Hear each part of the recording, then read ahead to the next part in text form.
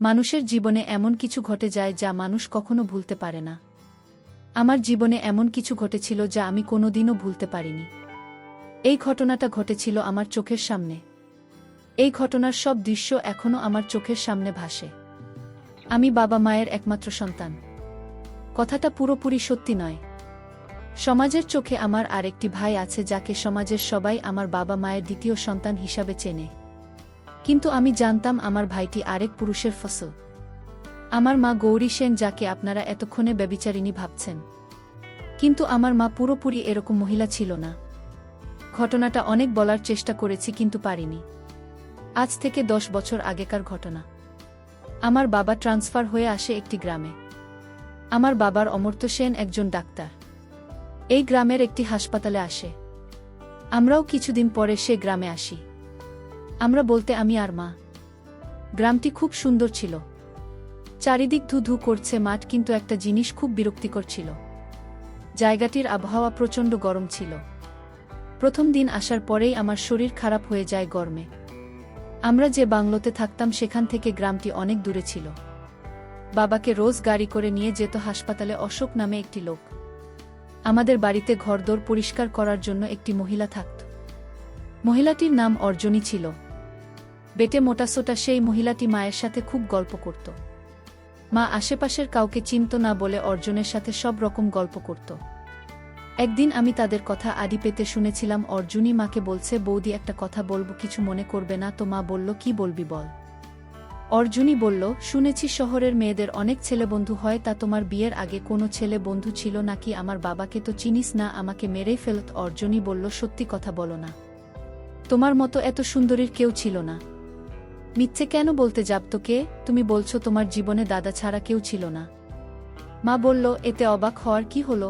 অর্জুনই বলল, না এমনি। আচ্ছা, তুমি দাদাকে খুব ভালোবাসো না? বিয়ের 10 বছর হয়ে গেল আর ভালোবাসে না, কি বলিস? অর্জুনই বলল, জানো বৌদি, এই গ্রামটা বেশি দিন কোনো ডাক্তার থাকে না। মা বলল, কেন? অর্জুনই বলল, এখানেই হাসপাতালগুলোতে খুব ওষুধের চোরা কারবারি চলে। এখানকার রাজনৈতিক দলের কিছু লোক যুক্ত থাকে। মা বলল, তোমার দাদা আমাকে এসব কথা তো জানেনি। অর্জুনই বলল, সে কি বৌদি, আপনি জানেন না? এর মধ্যেই ডাক্তার বাবুর সাথে কিছু লোকের ঝামেলা হয়েছে। হাসপাতালে তারা ডাক্তারবাবুকে শাসিয়েছে। মা চুপ করে শুনছিল।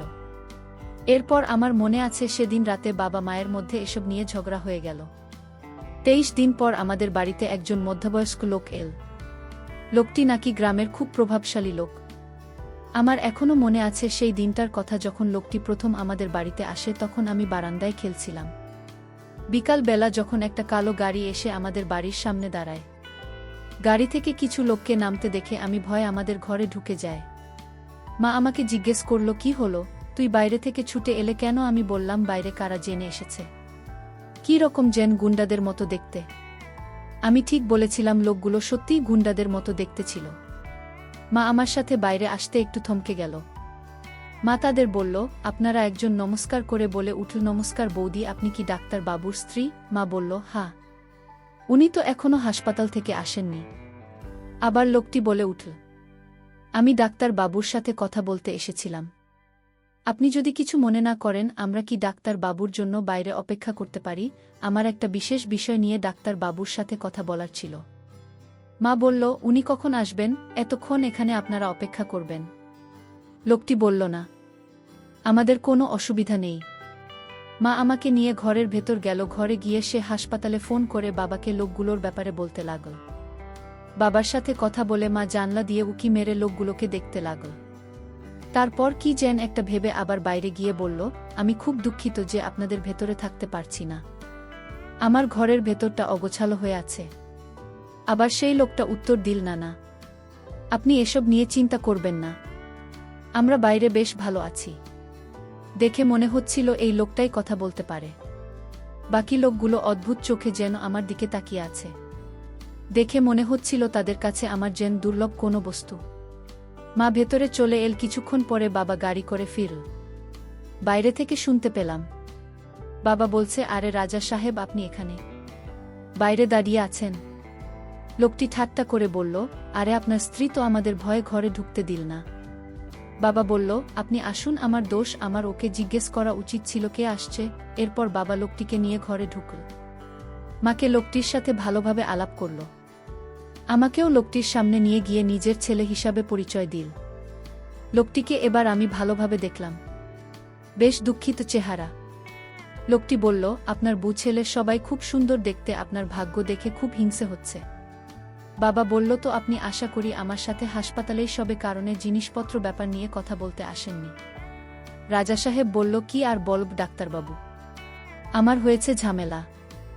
সামনে ভোট আসছে, আর এদিকে এই গুন্ডাদের উপদ্রবে আগামী 6 মাসে 2 জন ডাক্তার পালিয়েছে। বাবা বলল, আপনারই তো দলের লোক। রাজা সাহেব মায়ের দিকে তাকিয়ে বলল, আপনার স্বামী কি? আমি আর বোঝাতে পারলাম না। বাবা মাকে বলল, গৌরিতা, আমার আর রাজা সাহেবের জন্য একটু চা বানিয়ে দাও না। মা অনিচ্ছা সত্ত্বেও তাকে রান্নাঘরে যেতে হলো। বাবা এবার রাজা সাহেব বলল, আপনার মধ্যে কোনো রকম জড়িত না থাকলেও আমার পক্ষে সম্ভব হচ্ছে না। বাবা আর রাজা সাহেব অনেকক্ষণ ধরে নিজেদের মধ্যে কথা বলে চলছিল। আমি আর তাদের কথা কান দিছিলাম না। কিছুক্ষণের মধ্যে মাচা নিয়ে ঘরে ঢুকল। মায়ের হাতের চা খেয়ে রাজা সাহেব খুব পছন্দ করল।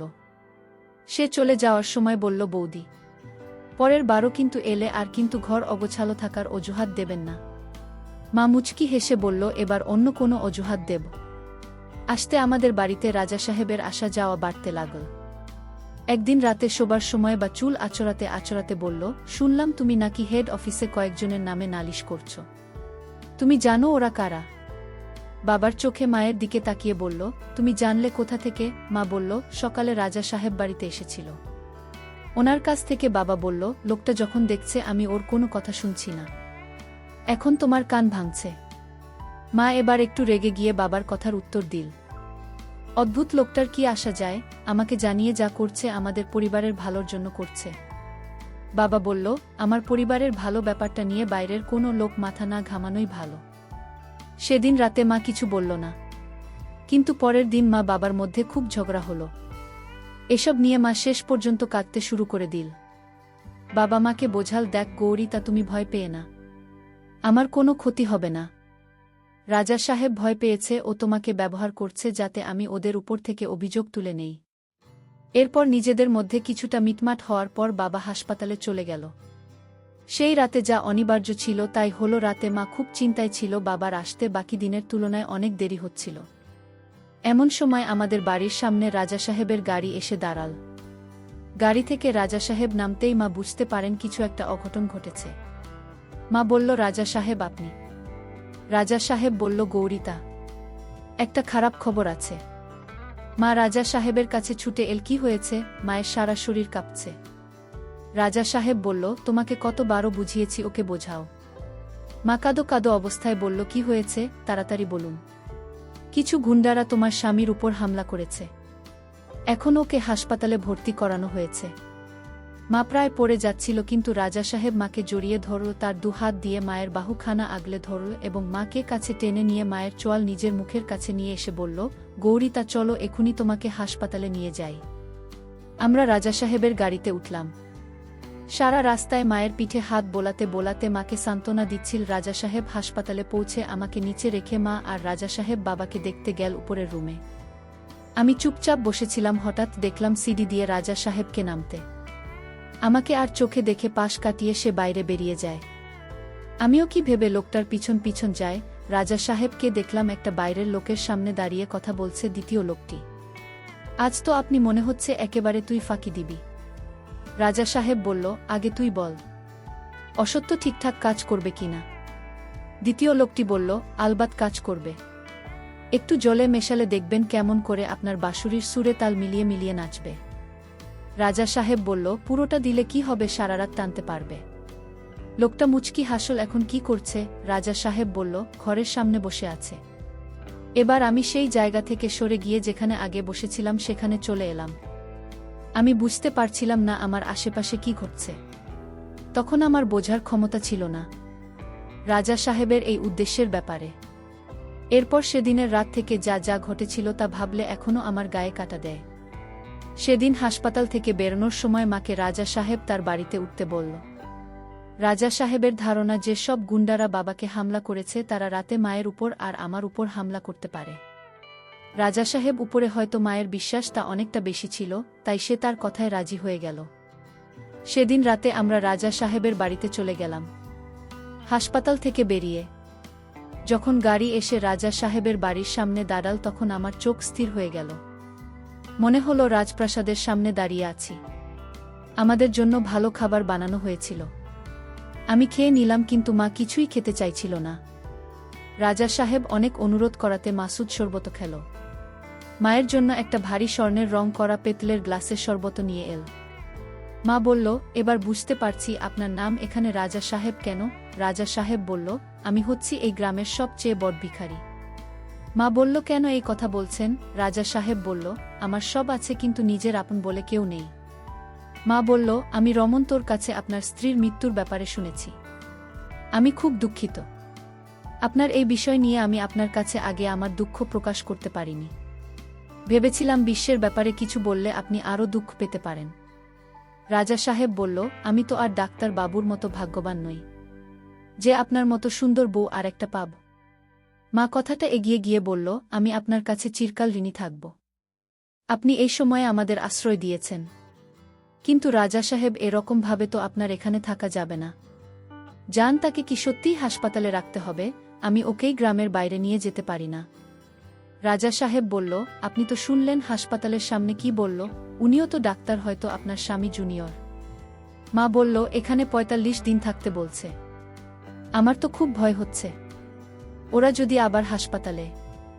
রাজা সাহেব বলল, গৌরী, তা তুমি তো দেখলে তোমার পাতি সংরক্ষণের জন্য আমার লোকেরা হাসপাতালে সারাক্ষণ ঘুরে বেড়াচ্ছে। তারপর কনস্টেবল যাদব খুঁজছে ওই শয়তানগুলোকে।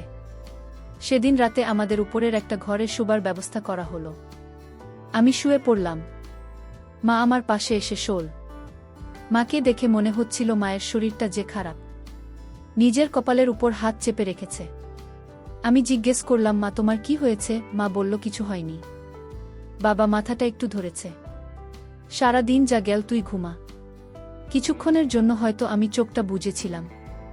হঠাৎ মনে হলো মা বিছানায় ছটফট করছে আর বিট বিট করে কি যেন বলছে। মায়ের কাছে আসতেই দেখতে পেলাম না চোখ বন্ধ করে মুখ দিয়ে কেমন আওয়াজ করছে আর ক্রমাগত বাবার নাম নিচ্ছে এবং নিজের ডান হাতখানা নিজের পায়ের মাঝে ক্রমাগত ঘষে চলছে। সারা শরীরে ঘাম জমে রয়েছে। আমি মাকে জিজ্ঞেস করি, মা তোমার কি হয়েছে? মা সঙ্গে সঙ্গে নিজের ঘোর কাটিয়ে আমার দিকে তাকাল। সে এক অদ্ভুত তাকানোর দৃষ্টি, মনে হচ্ছে তার ভেতরটা চলছে। মা বলল, কি হয়েছে? আমি বললাম, তোমার কি শরীর খারাপ লাগছে? মা আমার থেকে চোখ সরিয়ে বলল, তুই ঘুমা, আমাকে একটু বাচ্চা ঘরে যেতে হবে। মা বিছানা থেকে উঠে পড়ল। আস্তে আস্তে বারান্দা দিয়ে বাথরুমের দিকে গেল। আমিও দরজার সামনে দাঁড়িয়ে রইলাম। দেখলাম মা বাথরুমের সামনে গিয়ে থমকে গেল। দেখলাম বাচ্চা ঘরে তালা লাগানো। মায়ের মুখে বিরক্তি দেখা গেল। অনেকক্ষণ ধরে কি যেন ভাবল এবং তারপর রাজা সাহেবের ঘরের সামনে গেল। ঘরে টোকা মারতেই রাজা সাহেব সঙ্গে সঙ্গে দরজা খুলে দিল। মনে হলো রাজা সাহেব অপেক্ষা করছিল। রাজা সাহেব সম্পূর্ণ হয়ে মায়ের সামনে দাঁড়িয়েছিল। কি হয়েছে গৌরী? তা তোমার স্বামীর কথা চিন্তা করে ঘুম আসছে না? মা তৎক্ষণাৎ নিজের ঘরটা কাটিয়ে বলল, না রাজা সাহেব, আমার একটু বাচ্চা ঘুরে যেতে হবে। রাজা সাহেব বলল, তোমার বাচ্চা ঘরে যাবার প্রয়োজন। এই ঘরে এসো, ঘরে এসো। চাবিটা কোথায় রেখেছি খুঁজতে হবে। মায়ের হাত ধরে নিজের ঘরে নিয়ে গেল রাজা সাহেব। আমি আস্তে আস্তে দরজা থেকে উকি মারা বন্ধ করে ঘর থেকে বেরিয়ে এলাম। আস্তে আস্তে রাজা সাহেবের ঘরের দিকে গেলাম। আলতো খোলা জানলার মুখ দিয়ে উকি মারলাম। রাজা সাহেব আলমারি খুলে কি যেন একটা খুঁজছেন। মা জিজ্ঞেস করল, আপনি বাচ্চার ঘরে তালা দিয়ে রেখেছেন কেন? রাজা সাহেব মায়ের দিকে তাকিয়ে বলল, মাঝে মধ্যে বাচ্চার ঘরে বন্য বিড়াল ঢুকে পড়ে, সাপ ঢুকে পড়ে, তাই জানলাটা আর দরজাটা আটকানো থাকে। এরপর মায়ের কাঁধে হাত রেখে বলল, তোমার শরীর ঠিক আছে? তুমি এত ঘামছে কেন? মা এবার রাজা সাহেবের হাতখানা সরিয়ে বলল, আমাকে আমার ঘরে যেতে হবে। রাজা সাহেব, আমার ছেলে ঘরে একা শুয়ে আছে, আমাকে না দেখতে পেলে ভয় পাবে। মা কেমন যেন একটা অস্বস্তি বোধ করছে। রাজা সাহেবের সামনে ভালোভাবে জানলার কাছে মুখ বাড়াতেই বুঝতে পারলাম কারণটা। রাজা সাহেবের অদ্ভুত রকম তাঁবু হয়ে আছে। রাজা সাহেব মায়ের কাছে এগিয়ে এসে বলল, কি হলো, আমাকে ভয় করছে গৌরী, তা আমার শরীরটা ভালো নেই। রাজা সাহেব। মা মুখ ফিরিয়ে দরজার দিকে ঘুরতে যাচ্ছিল, এমন সময়ে রাজা সাহেব পিছন থেকে ধরল দেয়ালের সাথে। মা কিছুক্ষণ রাজা সাহেবের বাহুবন্ধনে ছোট স্কুল কিছুক্ষণের জন্য, তারপর কাঁদতে লাগল। রাজা সাহেব আমাকে বলল, আমি জানি তোর কি হয়েছে, আজ রাতে তোর স্বামীর দরকার ছিল, কিন্তু আজ তোকে পরিপূর্ণ কে করবে সেটাই তো বুঝতে পারছি না। তোর চোখে ভেসে আছে নিঃসঙ্গতার ছাপ। মা ফুপিয়ে ফুপিয়ে কাঁদছিল, কিছু বলছিল না। নিজেকে এরকম ভাবে আটকে রেখে কি লাভ, শুধু ভাবছে একটি রাত তোমার পা ফসকে গেছে, কাল কেউ জানতে পারবে না আমাদের সম্পর্কের ব্যাপারে। রাজা সাহেব বলল। মাকে এবার নিজের দিকে ঘোরালো রাজা সাহেব। মা মাথা নিচু করে ফুপিয়ে ফুপিয়ে তখনও কাঁদছিল। মায়ের আঁচলখানা 2 হাত দিয়ে চেপে ধরে বলল, এত লজ্জা কিসের? এক মুহূর্তের জন্য সমাজের কথা ভুলে যাও, ভুলে যাও তোমার স্বামীর কথা, দেখবে আজ রাত তোমার জীবনের সবচেয়ে বড় স্মরণীয় রাত হবে। মা মুখ ঘোরানোর চেষ্টা করল, কিন্তু রাজা সাহেব মায়ের মুখখানা সরাতে দিল না। রাজা সাহেব মায়ের মুখের কাছে নিজের মুখখানা নিয়ে বলল, তুমি আজ রাজি হও বা না হও, আমাকে তুমি আটকাতে পারবে না। মায়ের কষ্ট দেখে আমি আর থাকতে পারলাম না। মুহূর্তের মধ্যে মায়ের সারা শরীর কেঁপে উঠল। মা হাউমাউ করে কেঁদে উঠল। আমি আর দেখতে পারলাম না, সরে গেলাম জানলা থেকে। আমার মাথা কাজ করছিল না, খুব ভয় পেয়েছিলাম। একটু কেঁদে ফেললাম। নিজের মাকে একজন ব্যথা দিচ্ছে আর কিছু করতে পারছিলাম না ভেবে রাগে কান্নাটা এসেছিল। আমি সেখানে থাকতে পারলাম না, নিজের ঘরে চলে গেলাম। ঘরে দরজা বন্ধ করতেই মায়ের গলার আওয়াজ কানে আসছিল না, কিন্তু বিছানায় শুতেও পারলাম না। আমার মা কি করছে? রাজা সাহেব এত ব্যথা পেল কেন? মা, রাজা সাহেব মাকে কিভাবে মারছে? এইসব প্রশ্ন আমার মাথায় ঘুরতে লাগল। আমি আর ঘরে বসে থাকতে পারলাম না। প্রশ্নের উত্তর খুঁজতে আবার সেই ঘরের দিকে গেলাম। আমি আস্তে আস্তে সেই ঘরের কাছে গেলাম। এবার মায়ের কান্নার আওয়াজ শুনতে পারছিলাম না। জানলা দিয়ে উকি মারতেই দেখতে পেলাম না, একই রকম ভাবে আছে। রাজা সাহেব বলল, গৌরী, তা আমি তোমার মাথায় সিঁদুর পরাতে চাই। মা বলল, সিঁদুর সেটা কোথায় পাব? রাজা সাহেব বলল, আমার কাছে আছে। রাজা সাহেব আর চোখে মাকে নজর রাখছিল যাতে মা এই সুযোগে পালানোর চেষ্টা না করে। কিন্তু মা উঠল, বরং সে উঠে বসল এবং রাজা সাহেবের দিকে তাকিয়ে রইল। রাজা সাহেব আলমারির উপর থেকে একটা কৌটো বারো করল আর মায়ের কাছে এগিয়ে গেল। রাজা সাহেব কাছে আসতেই মা নিজের মুখখানা তুলল। রাজা সাহেব মায়ের সিথিতে সিঁদুর পরিয়ে দিল। গৌরী, তা তোকে একটা কথা বলতে চাই। তোর স্বামীকে মারার পিছনে আমার হাত ছিল। রাজা সাহেব হাসতে হাসতে কথাটা বলল। মা হয়ে গেল। কি বলছেন? বলুন এটা মিথ্যে। রাজা সাহেব বলল, তোকে বিছানায় নেওয়ার জন্য আমি এত কিছু করছি। মা ভয় ভয় রাজা সাহেবের দিকে তাকিয়েছিল, তার চোখে একটি প্রশ্ন। রাজা সাহেব কি চায়? রাজা সাহেব মায়ের চুলের মুঠি চেপে ধরল। মা চেঁচিয়ে বলল, লাগছে রাজা সাহেব। রাজা সাহেব বলল, আমার কথা না শুনলে কাল সকালে তাকে বিধবা করে তোকে আমার কাজের লোক বানিয়ে রাখব। আমাকে তুই চিনিস না। মা বলল, আমাকে আমার ঘরে যেতে দিন। রাজা সাহেব বলল, কিন্তু আমার তো এখনো শেষ হয়নি। মার্চও খবর হয়ে গেল আমার ছেলে ঘরে একলা আছে। রাজা সাহেব মায়ের কাপড়গুলো হাতে নিয়ে বলল, আমি দেখে আসছি। মা বলল, ওগুলো নিয়ে যাচ্ছেন কেন? রাজা সাহেব বলল, তুই তো সম্পূর্ণ অবস্থায় ঘর থেকে বেরোতে পারবি না। মা বলল, রাজা সাহেব আপনি কি সত্যিই আমার স্বামীকে গুন্ডা দিয়ে মেরেছেন? রাজা সাহেব বলল, আমার কোনো উপায় ছিল না। গুন্ডারা তার স্বামীকে মেরে ফেলত। আমি শুধু বুঝিয়েছি ডাক্তারকে মারতে, এবং আর আসল মজা হবে যখন ডাক্তারের বুকে বেইজ্জত করে। বিশ্বাস করো, সবকটা জিভে জল গড়িয়ে পড়ছিল। মা ভয়ে ভয়ে বলল, তাহলে তুমি কি আমাকে ওদের হাতে সঁপে দেবে? রাজা সাহেব বলল, যদি তোমাকে ওদের হাতেই ছেড়ে দিতাম তাহলে আজ রাতে তোমাকে বাড়ি থেকে হাসপাতালে নিয়ে যাবার জন্য আসতাম না। ওরা আজই তোমার বাড়িতে আসত। এতক্ষণে যাদব ধরে ফেলেছে সব তাকে। আসলে তোমার মতো সুন্দরীকে 10 জনের সাথে ভাগ করা যায় না বলে সে দরজার কাছে এল। আমি দৌড়ে আমার ঘরে চলে গেলাম। আমি খাটে শুয়ে ঘুমানোর ভান করলাম। রাজা সাহেব কিছুক্ষণ পর ঘরে ঢুকল। মায়ের শাড়ি আর বাকি জিনিসগুলো দূরে একটা ঘরের কোণে রাখো, আর আমার কাছে এগিয়ে এল। রাজা সাহেব আমার কাছে এসে উকি মারল এবং রাজা সাহেবের সামনে আমি শুয়ে থাকার নাটক করলাম। রাজা সাহেব ঘর থেকে বেরিয়ে গেল এবং যাবার আগে আমার ঘরের দরজা বাইরে থেকে বন্ধ করে দিল। আমি বুঝতে পারলাম সারা রাত আমাকে ঘরে কাটাতে হবে। চোখে ঘুম আসছিল না। বারবার দৃশ্যগুলো চোখে ভাসছিল। অনেকক্ষণ ধরে খাতে দাপাদাপি করার পরে কখন ঘুমিয়ে পড়লাম খেয়াল নেই। যখন চোখ খুললাম দেখলাম এক বুড়ো মাসি আমায় জিজ্ঞেস করছে, খোকা ওঠো। আমি জিজ্ঞেস করলাম, আমার মা কোথায়? বড় মাসি বলল, তোমার মা খুব ক্লান্ত শুয়ে আছে। আমার প্রচণ্ড খিদে পাচ্ছিল, তাই আমি কথা না বাড়িয়ে বলে বসলাম, আমার খুব খিদে পেয়েছে। বড় মাসি বলল, হ্যাঁ, তোমাকে আমি খেতে দেখতে এসেছিলাম। তোমার খাবার বানানো হয়ে গেছে। আমি নিচে গিয়ে মুখ ধুয়ে খেয়ে নিলাম। পুরো বাড়িতে আমার একা একা লাগছিল, ঘরের কেউকে আমি চিনতাম না। হঠাৎ শুনতে রাজা সাহেবের 2 পরিচারিকার গলার আওয়াজ পেলাম। বাগানে ফিসফিস করে কি যেন বলছে, ভালোভাবে তাদের কথাগুলো আড়ি পেতে শুনলাম। ঘরে কি দেখলি? একজন পরিচারিকা আর একজনকে জিজ্ঞেস করল। সম্পূর্ণ হয়ে শুয়ে আছে রাজা সাহেব। আর ডাক্তারের বুক আমাদের দেখে বুকটা ভয়ে চেঁচিয়ে ওঠে এবং রাজা সাহেব কাপড় দিয়ে নিজের শরীর ঢাকার চেষ্টা করে।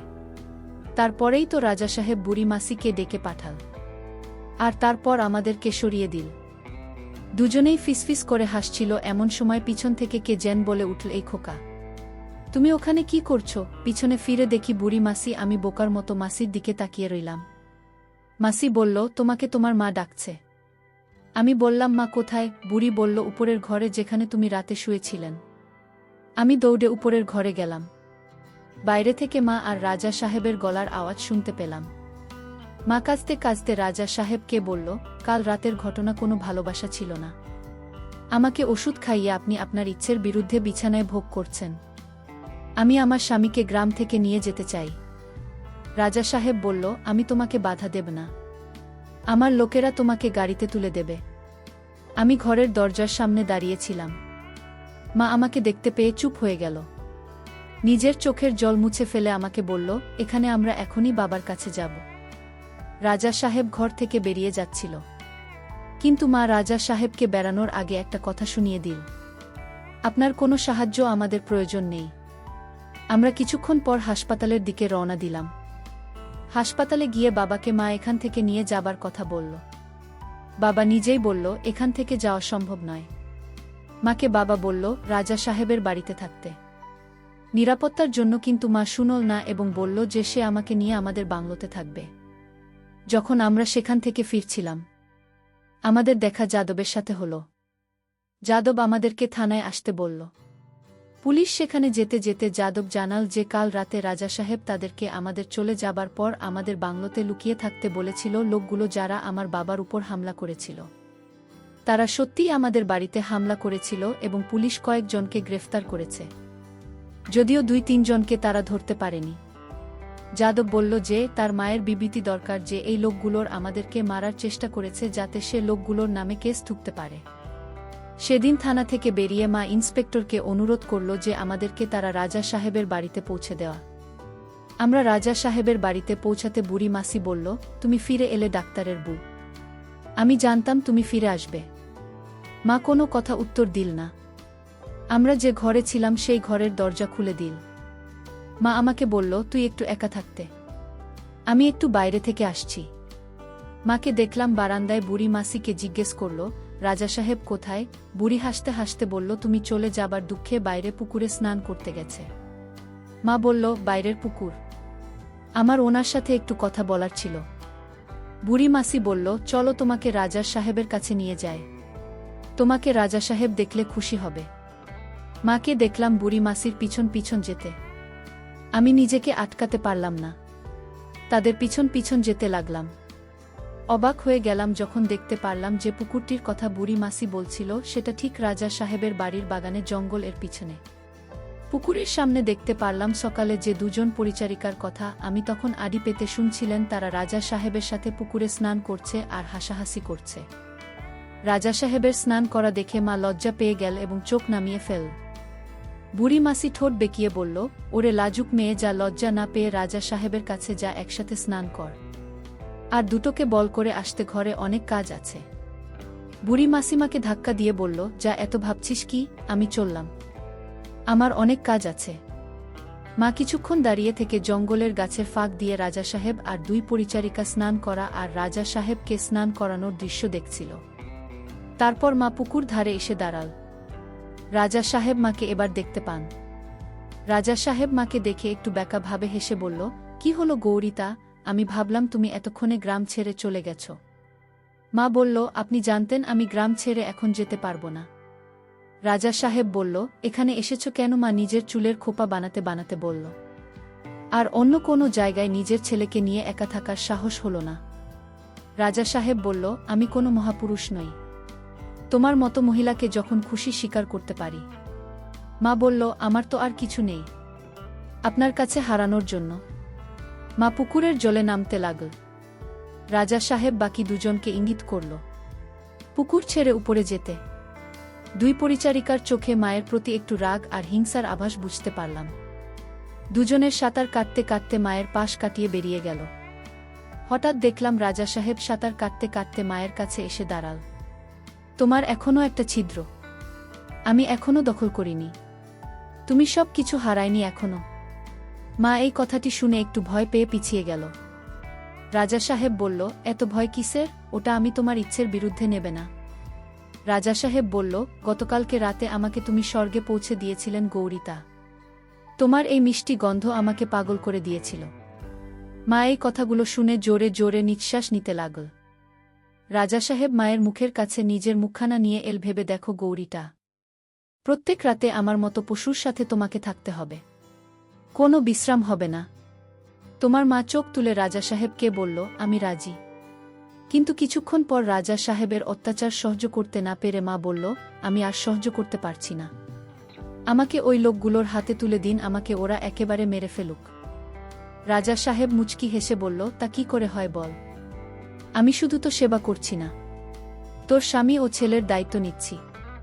মা উঠে পড়ল এবং পুকুরের পানিতে মুখ ধুতে লাগল। তখন রাজা সাহেব পিছন থেকে ধরল। বন্ধুরা, আজকের গল্পটি যদি তোমাদের ভালো লেগে থাকে তাহলে অবশ্যই ভিডিওটিতে লাইক করতে ভুলবেন না। আর এরকম নতুন নতুন গল্প পেতে আমাদের চ্যানেলটিকে সাবস্ক্রাইব করে পাশে থাকবে।